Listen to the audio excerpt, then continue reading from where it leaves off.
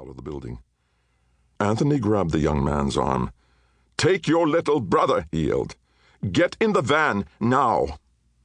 The student let go of his prayer beads, grabbed his little brother, and ran after Hans. Anthony heard his pilot shout from outside, "Hurry!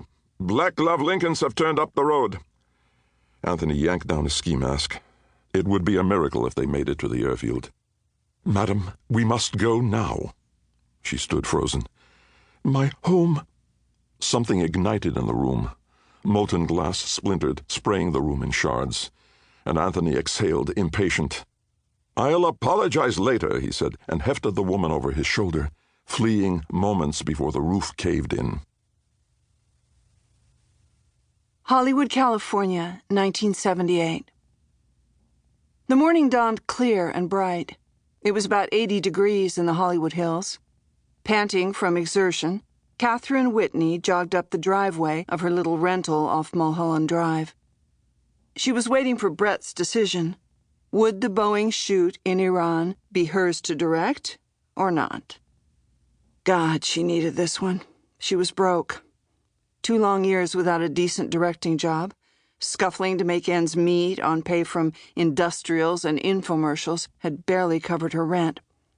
She bent over, hands on her knees, cooling down on her tree-lined street, reveling in the physical release she always felt with exercise.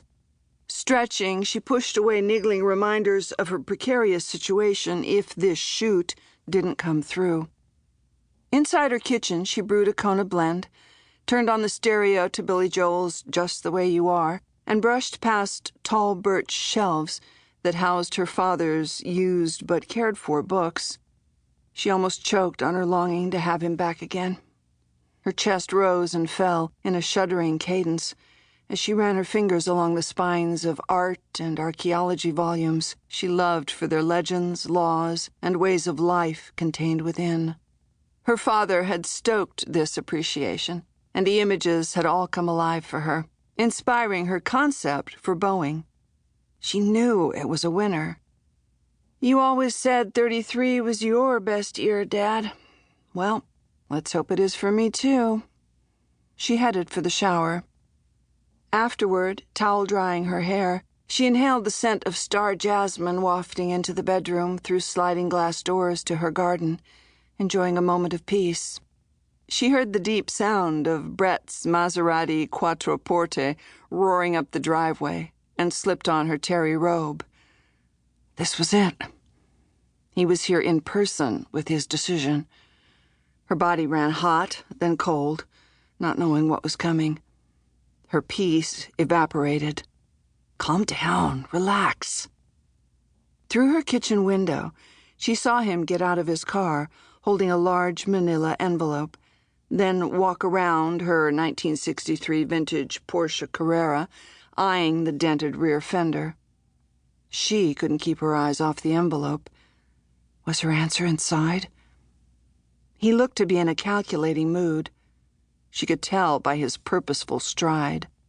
She eased the look of anxiety from her face, tightened her terry robe, and opened the front door before he rang the bell. At 46, Brett was still alarmingly attractive. He eased past her into her house as she held the screen door open, one hand jammed into the pocket of his leather jacket, his head tilted back slightly. He removed his sunglasses, his gaze piercing her composure, as though he were doing her a favor by being there. She would see. He shot one more glowering look over his shoulder at her car. His look softened, and a smile spread across his face. "Porsche is a mess. I'll get you a new paint job, huh?" He leaned forward and pecked her cheek. Why all the charm? Was this a yes? Or was he softening the blow? "Thought you weren't going to race anymore," he said. "I'm not." It had been 3 years since she'd raced, and she didn't need him to remind her. She gestured for him to come farther into the house. "Good. I couldn't stand to scrape you off another wall." He sauntered into her living room. As he scanned her simple faded chintz and country pine furnishings, so different from the lavish, ultra-modern Brentwood